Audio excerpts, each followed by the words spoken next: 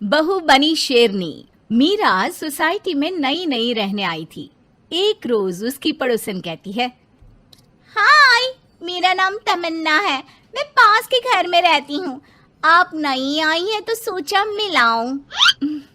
अच्छा किया, आइए ना बैठिए, मैं आपके लिए चाय लेकर आती हूँ। अरे नहीं, चाय तो मैं साथ लाई हूँ। सोचा आपने अभी अपना किचन सेट किया होगा कि भी नहीं। ये तो अच्छा किया, सच बहुत मन था चाय पीने का। ये मेरे हाथ के नमकीन खाइए। मीरा और तमन्ना में दोस्ती हो जाती है, लेकिन धीरे धीरे पता चलता है कि दोनों हैं एक दूसरे से बिल्कुल अलग। एक दिन दोनों पार्क में घूम रही थी कि एक लड़की मीरा को देखकर कहती है, कैसे रंग की साड़ी पहनी है, एक तो इतनी गर्मी, ऊपर से चटक रंग। कितनी गवार दिख रही है ना ये पीली साड़ी वाली। हाँ, और बाल भी कैसे उड़े उड़े हैं। तमन्ना को गुस्सा आ जाता है।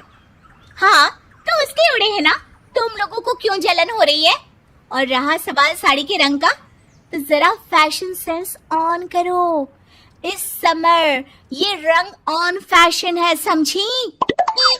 वो दोनों लड़कियां तमन्ना से लड़ने आ जाती हैं कि अरे छोड़ ना, जी रहने दीजिए। हाँ, सही कह रही हैं, खराबी तो है मेरे बाल और साड़ी, आप प्लीज जाइए यहाँ से। अरे क्यों इतना स्वीट बनती है तू सबसे? हर किसी को जवाब दिया करना।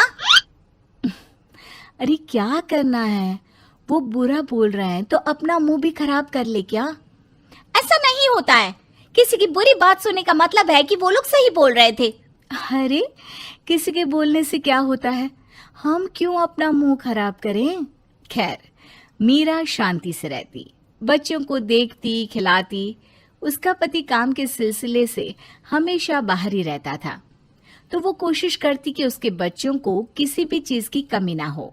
एक रोज सास कहती है, अरे सारा दिन बच्चों में लगी रहती है। पता है बेटा यहाँ नहीं रहता मेरा, लेकिन मजाल है कि ये मेरा ख्याल रख ले।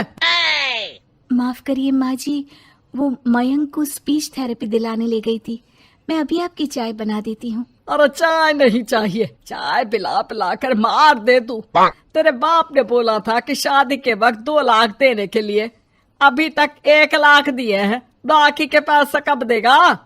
बच्चे हो गए लेकिन दहेज पूरा नहीं दिया। माँ जी, वो पैसे उन्होंने मयंक के पापा को बिजनेस लगाने में जो मदद की थी ना, उसमें दे दिए थे। अरे वाह जी वाह, उसमें तो देना ही पड़ेगा ना, वो तो अलग से पैसे थे। तू रोज खाती है पीती है, उसके पैसे कहाँ से आएंगे? और ये तेरे बच्चे। तभी मीरा को गुस्सा आ जाता है। वो सास को आंख दिखाती है और सास कुछ सोचकर वहां से निकल जाती है। तभी वहां मीरा की दोस्त आ जाती है। क्या कह रही थी? कौन से पैसे ले लिए तेरे पापा ने?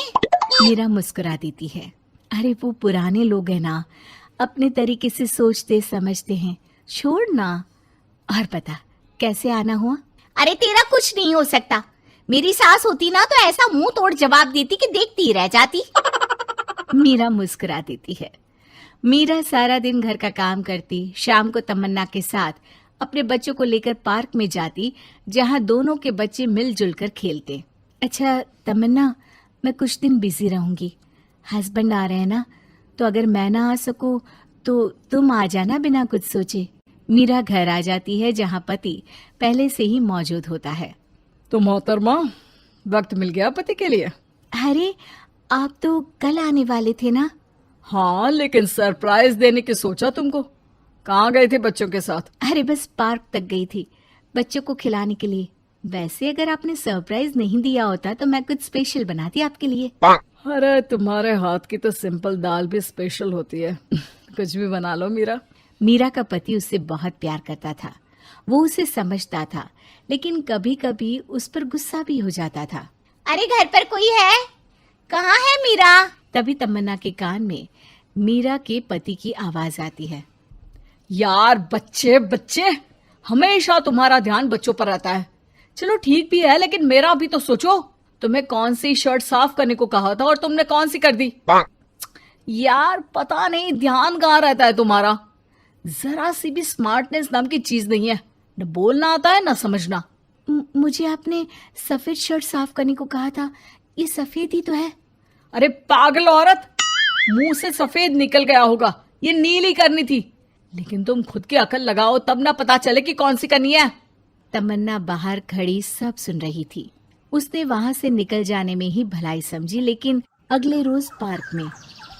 देखो, मुझे गलत मत समझना, मैं ये नहीं कह रही हूँ कि तुम अपने पति से लड़ो या उसका मुंह तोड़ दो, लेकिन अपनी बात रखना तो सीखो। जमाना ऐसा नहीं है कि कोई किसी को कुछ भी सुना दे और अगला चुप रहे। चुप रहना ठीक है, लेकिन एक लेवल तक। मैं समझ रही हूँ तमन्ना, लेकिन मेरा नेचर कभी रहा ही नहीं। हाँ, मुझे भी गुस्सा आ जाता है, लगता है गलती कहाँ है, पर समझ में ही नहीं आता कि बोलूं क्या। खैर, बात आई गई हो जाती है। एक दिन मीरा के घर में बैठ तमन्ना और मीरा चाय पी रहे होते हैं कि वहां मीरा का बेटा रोते हुए आता है। मीरा घबरा जाती है। क्या हुआ बेटा? बेटे का रो रो कर बुरा हाल होता है। वो सिसकियां भर रहा होता है। क्या हुआ बेटा, कुछ तो बताओ। तभी पीछे से मीरा की बेटी भी आ जाती है। क्या हुआ भाई को बेटा? माँ, नीचे एक अंकल ने उसकी हंसी उड़ाई, उसे तोतला बोला। मीरा को बेटी की बात सुनकर गुस्सा आ जाता है। वो दौड़कर पार्क में बेटी के साथ जाती है। तमन्ना भी मीरा के पीछे जाती है। कौन थे अंकल? हाँ, वो लाल शर्ट वाले। क्या आपने मेरे बेटे को तोतला बोला? हाँ, क्योंकि वो तोतला रहा था। तोतला कहेगा। मीरा गुस्से से लाल हो जाती है और जोर जोर से चिल्लाने लगती है। मजाक समझा है क्या? किसी बच्चे के तोतलेपन को दूर करने के लिए माँ कितनी मेहनत करती है। मैं रोज उसे सबके सामने बोलने के लिए प्रेरित करती हूँ। बड़ी मुश्किल से मेरे बेटे ने बोलना सीखा है, उसे भी चुप करा दिया आपने। क्यों? मुझे माफ कर दीजिए। आपका बच्चा होता तो क्या उसका भी आप ऐसे ही मजाक उड़ाते? देख लीजिए मिस्टर, साफ बता दे रही हूँ, भूल से भी मेरे बच्चों का मजाक उड़ाने की कोशिश की तो बहुत ज्यादा बुरा हो जाएगा।